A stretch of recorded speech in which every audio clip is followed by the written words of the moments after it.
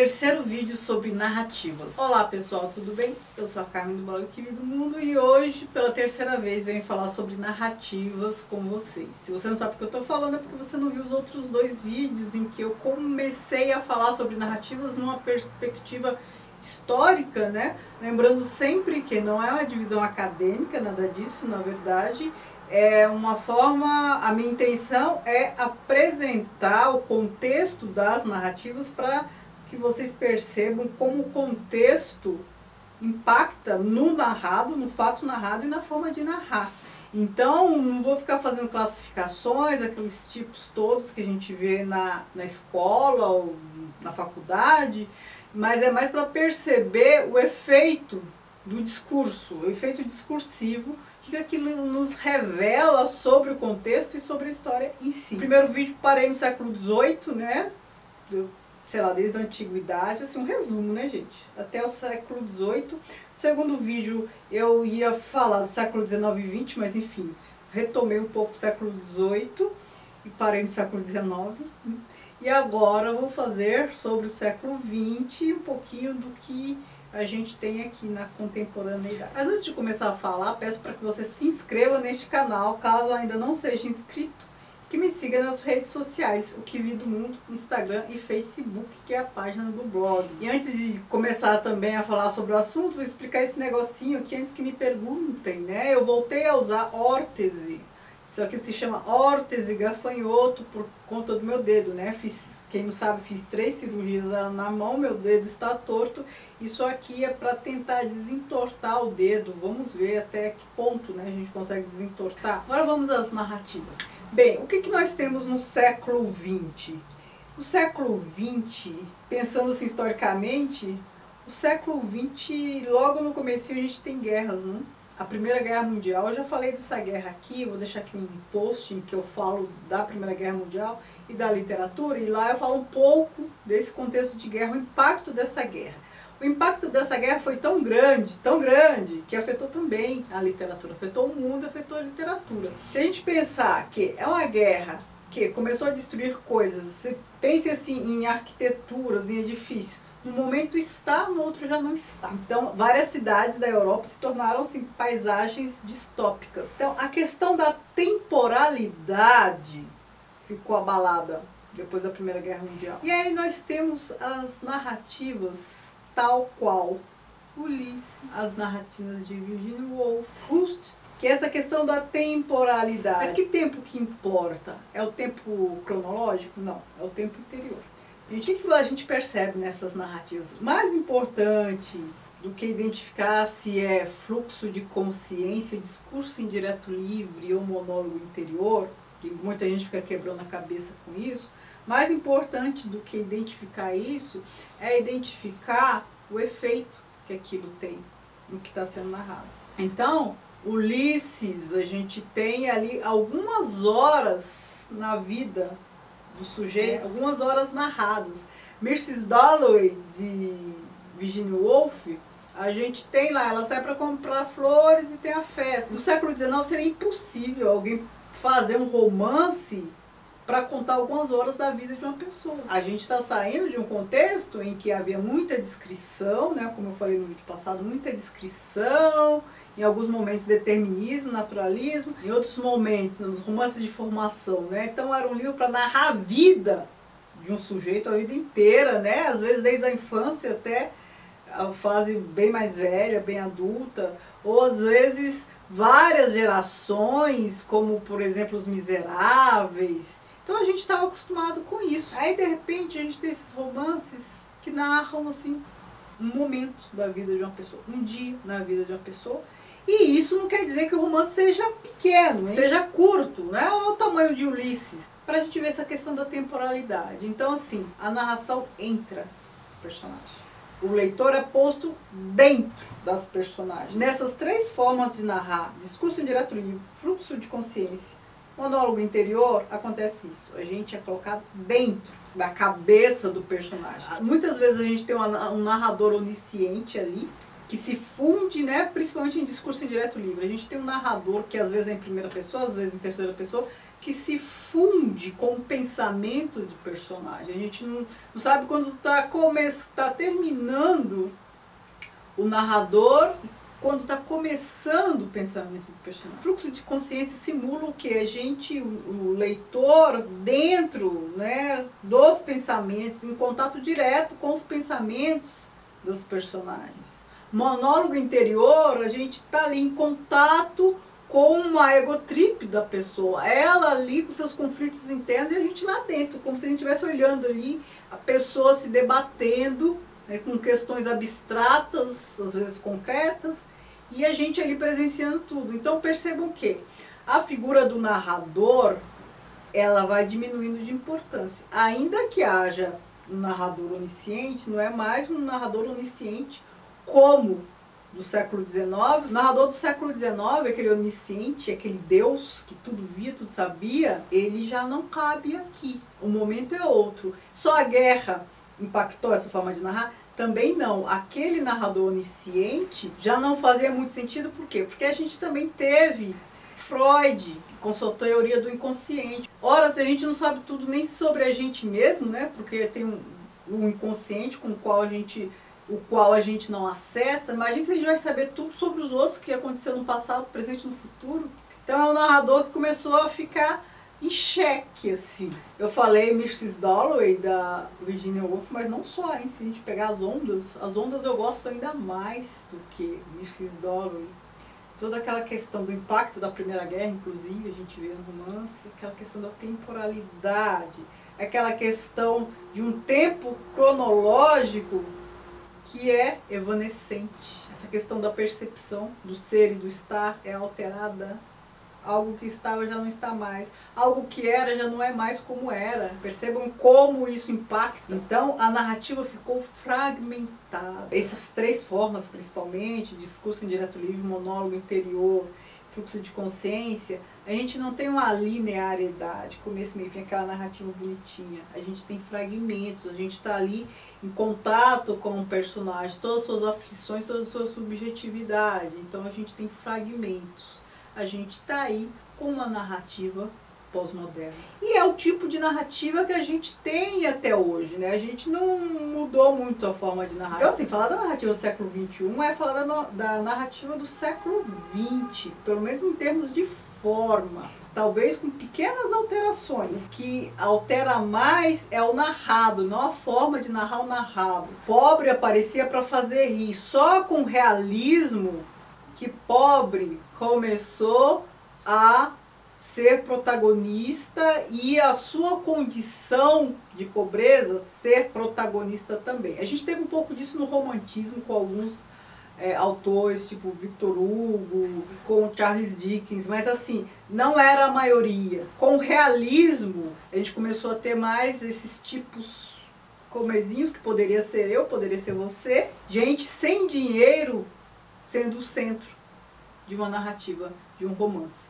Então, o romance, mais fortemente no século XX, no século XIX já tinha surgido, mas o romance no século XX já não era só para burguês. A invenção do romance é burguesa, né? Um gênero para contar a história da burguesia.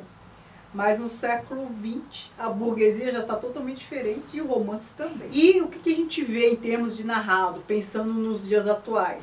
Cada vez mais a condição miserável, o pobre, o desvalido, vai tendo espaço em literatura. O pobre vai sendo protagonista. Se a gente pensar que na realidade brasileira, então, aqueles romances sociais da metade do século, de meados do século XX, só a gente pensar em Vidas Secas, o 15, a gente pode pensar também em Guimarães Rosa, a gente pode pensar em vários. Então, isso no século XIX era praticamente impossível, exceção de Victor Hugo e Charles Dickens, né, os mais famosos. Não estou falando que são os únicos, mas são os mais famosos. Agora, no século XXI, pense, a gente tem ali Ana Paula Maia falando daqueles excluídos dos excluídos. Então, o protagonista é um catador de lixo, bandido. A gente tem Conceição Evaristo falando dos negros sempre numa condição desfavorável. É uma questão étnica, é uma questão social, né? Então cada vez mais os desvalidos, os excluídos se tornam protagonistas das histórias. Então a gente tem aí como figura central pessoas que antes não eram consideradas,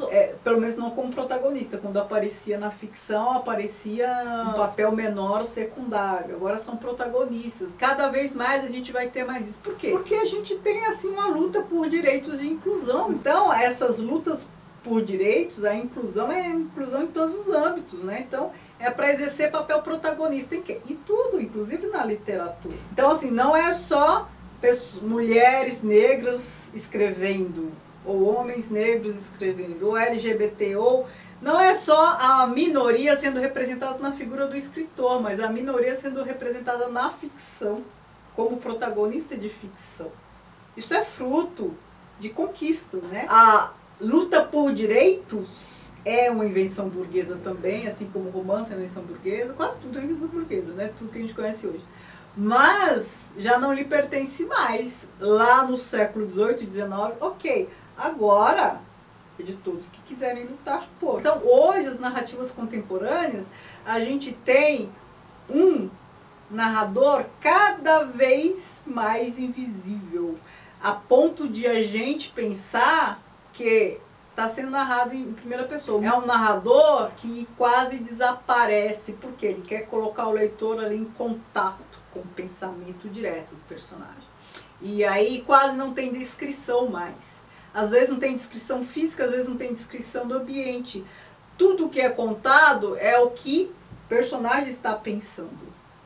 A gente entra em contato direto com o pensamento do personagem. E a gente acaba sentindo o que ele sente. A gente acaba vendo os fatos, percebendo os fatos de acordo com a visão dos personagens. Então é muito mais intimista. Isso faz com que a gente fique até mais próximo.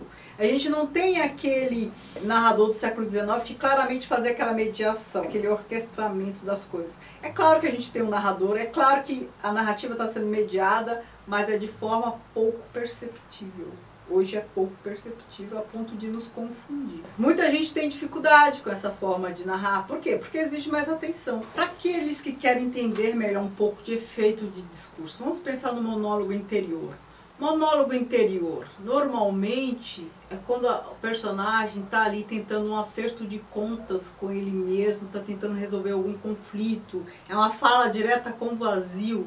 O melhor exemplo disso que eu posso citar para vocês é Paixão segundo GH. Já fiz um vídeo sobre isso, vou deixar aqui. Agora um outro tipo de narração que aí já não tem muito a ver com o contexto histórico, mas você prestar atenção neste aspecto ajuda a entender o que está sendo narrado, é quando um amigo narra a história do outro. É um personagem contando a história do outro. Ele conta em primeira pessoa, mas a figura principal não é ele, é o outro. Um exemplo disso é O Grande Gatsby. Outro exemplo disso, Um Gosto e Seis Vinténs, do Mohan.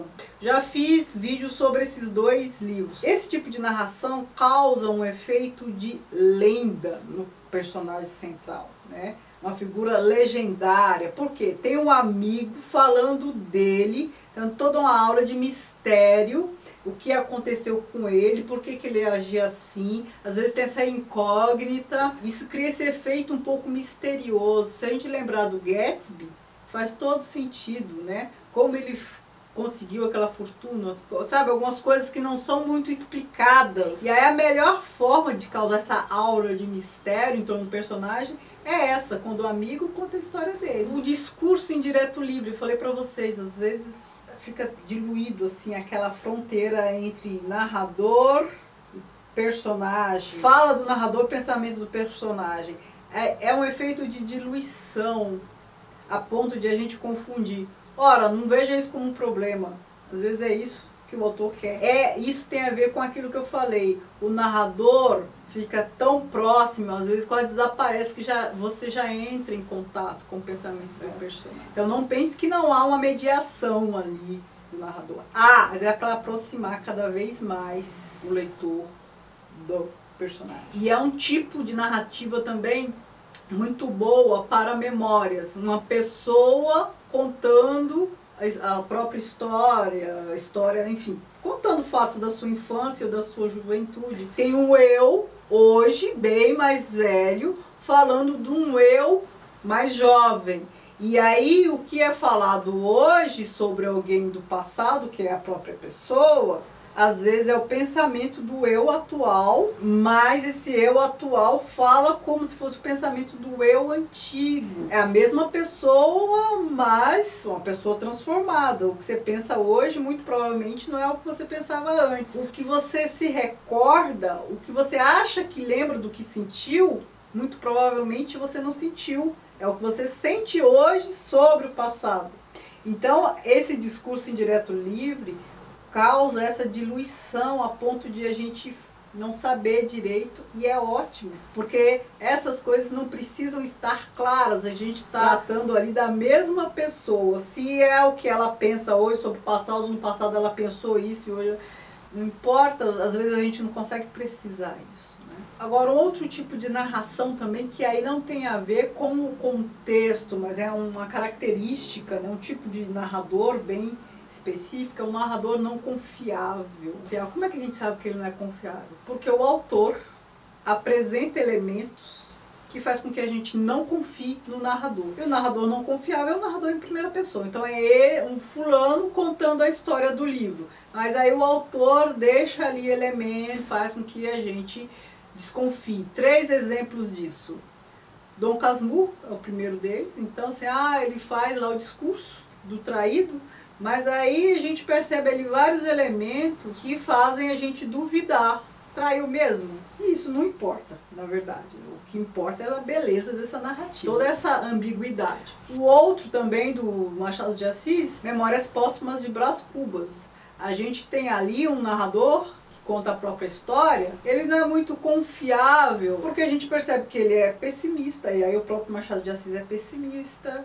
A gente percebe várias características, ele não fala, eu sou isso, eu sou aquilo, mas são apresentados elementos. Então parece que ele está simplesmente contando a história dele de maneira isenta, mas não tem uma carga ali muito negativa. Mas não é que ele seja não confiável como o Bentinho. O Bentinho é aquele tipo que gosta de se vitimizar. Brás Cubas, ele não se vitimiza, mas ele também não é aquele que coloca tudo na mesa, às claras, né? Então você tem que ler com atenção para perceber bem o que está em jogo ali. Agora um outro é o narrador de Lolita, o Humbert. Aquela narração é sublime. Eu sei que muita gente tem reservas com esse livro por conta do que é narrado. Mas, gente, é ficção. Acontece na vida real? Acontece, mas é ficção. Não se esqueça disso. Não se esqueça que é uma obra fabulosa. É uma criação literária fabulosa. O fato de ela causar esse ranço na gente, esse mal-estar, esse incômodo, é a prova de que ela é fabulosa, porque se a gente fica com tantas coisas em relação a essa obra, tantos poréns, é porque ele criou uma ótima ficção. E esse narrador cínico, inteligentíssimo, não confiável, por quê? Esse tipo de narrador, ele é mais próximo lá do Bentinho, porque ele conta uma história que ele se vitimiza um pouco, não tanto quanto o Bentinho, causa uma certa ambiguidade, a gente chega até a pensar, nossa, mas ele era realmente apaixonado por ela. E era, eu acredito que ele era. Mas isso não faz dele uma pessoa inocente, né? Olha o que ele fez na vida daquela menina. Acaba confundindo o leitor. E ele é cínico, ele fala que o leitor vai julgar, sublime. Agora, eu quero falar de um outro tipo também de narrativa que nada tem a ver com o contexto. Porque há formas de narrar que são atemporais, não tem nada a ver com a questão do contexto. Agora, um outro tipo de narração, uma prosa narrada de maneira poética. Uma prosa narrada de maneira poética embeleza qualquer história horrível, tenebrosa. Um bom exemplo é a Conceição Evaristo. Ela narra, né, realidades excluídas, coisas bem pesadas, de maneira poética. Clarice Lispector, em O Búfalo, um dos textos mais belos que eu já li na vida, poesia pura. Ela usa ritmo de poesia, ela usa aliteração, consonante, ela usa vários recursos de poesia, texto belíssimo, figura de linguagem. Aquilo para mim É um poema em prosa. Um outro livro com esse mesmo efeito poético é A Morte de Virgílio, do Hermann Broch. Ele usa recursos de poesia. Ali a gente também tem fluxo de consciência, monólogo interior. Escreve de maneira poética. Ora, Virgílio era um poeta, então ele devia pensar de maneira poética. Então isso faz todo sentido também. O spoiler já está no título, é A Morte de Virgílio. Então assim, essa situação agonizante, as últimas horas de Virgílio, numa narrativa que não fosse poética, poderia ficar mais pesado. Então o efeito poético deixa o conteúdo do narrado um pouco mais leve. Por essas e outras eu falo que forma é conteúdo. E o fato de a gente ter prosa narrada de maneira poética é porque há uma intenção ali do autor dar ênfase na expressão, não é? Porque o compromisso da poesia é a expressão, o compromisso principal é a expressão dos sentimentos e não a comunicação, a objetividade comunicativa da prosa. Há um outro tipo de narrativa também atemporal, aquela em que o autor usa recursos que fazem com que a gente, o leitor, sinta o que o personagem está sentindo. Então causa um efeito de empatia. E esses recursos são recursos linguísticos e não literários. Você tem que ter um domínio da linguagem para fazer isso, para causar esse efeito. É o que Graciliano Ramos faz em Angústia, por exemplo. A gente sente a angústia. É o que Dionélio Machado faz em Os Ratos. A gente sente aquela pressão, aquela aflição. Zola faz em Germinal. A gente sofre juntos, né? Então são leituras que são muito marcantes e que nos fazem sofrer também, porque a gente sente ali toda a angústia, o sofrimento, a dor, muitas vezes, do personagem, né? Então, escrever assim não é fácil não, é só para quem tem muita habilidade. E há um outro tipo de narrativa, também atemporal, né? Essas últimas que eu estou falando são todas atemporais. Aquela narração em que há um diálogo, mais um interlocutor, parece mais um figurante. Parece que está fazendo figuração, parece mais um monólogo. Então é um diálogo barra monólogo. A gente sabe que há um interlocutor ali, mas o interlocutor é pouco representativo. Isso faz com que o emissor, aquele que está falando a maior parte do tempo, se expresse livremente. É uma fala direta, sem a mediação de um narrador ali, que faz toda a diferença. Um personagem está se expressando livremente, falando livremente as coisas, sua percepção da vida, do mundo, das coisas, de maneira muito objetiva. Parece que ele está falando com ele mesmo e está falando para organizar os pensamentos, está falando para se justificar, está falando para se explicar, está falando para não enlouquecer. Melhor exemplo disso, Grande Sertão Veredas. O Reobaldo faz uma fala psicanalítica ali, né? A gente quase não percebe o interlocutor. O outro exemplo é As Brasas, uma narrativa fantástica do Sandor Marai, que o outro quase não fala. Então, numa fala só, a pessoa está ali se resolvendo. O interlocutor parece que nem faz diferença, é mais um monólogo. Outro exemplo disso é um livro do Tolstói, A Sonata Kreutzer, que o cara lá que matou a esposa, uma figura totalmente misógina, começa a se explicar, começa a contar. Então a pessoa vai se expressando livremente, vai desabafando, vai fazendo uma fala psicanalítica. Essas narrativas costumam ser altamente envolventes também. Podem parecer chatas, né? Ah, a pessoa falando é um solilóquio. Não, elas são altamente envolventes. Então quando eu falo entender o efeito de discurso, é analisar essas nuances, é analisar o impacto disso no texto, o impacto disso em você. Forma de narrar é conteúdo, não se esqueçam disso. A última coisa que eu vou falar, prestem atenção também em algumas narrações que tem o uso excessivo de um tipo verbal, de uma forma verbal, às vezes de um modo verbal, se usa muito subjuntivos, futuro do pretérito, se usa muito a condicional. A gente percebe que o texto tem ali um encadeamento, uma forma muito repetitiva. Isso pode não ser por acaso. Um exemplo disso é As Coisas, do Jorge Perec. Ele usa muito a condicional, o futuro do pretérito, nem sei. E isso tem um peso na narrativa. Isso muda totalmente a interpretação, a forma como você interpreta. Eu fiz um vídeo sobre essa obra, dá uma olhadinha lá se você quiser saber detalhes. Então preste atenção nisso também. Tudo que se repete muito, uma característica que você percebe na obra, uma coisa diferenciada que você percebe. Então tentem entender o efeito dessas características na interpretação, no discurso, na história que está sendo contada, enfim. Então eu paro por aqui, é a última coisa que eu queria falar. Esse vídeo já está longuíssimo, terceiro vídeo, né? Terceiro vídeo longo. Se tiver ficado algum aspecto sem eu mencionar, vocês me comentem, posso fazer, sei lá, um quarto vídeo, se eu souber explicar mais alguma coisa sobre isso. Enfim, a gente vai trocando informações, a gente vai se falando. Muito obrigada por assistirem, beijos e tchau, tchau.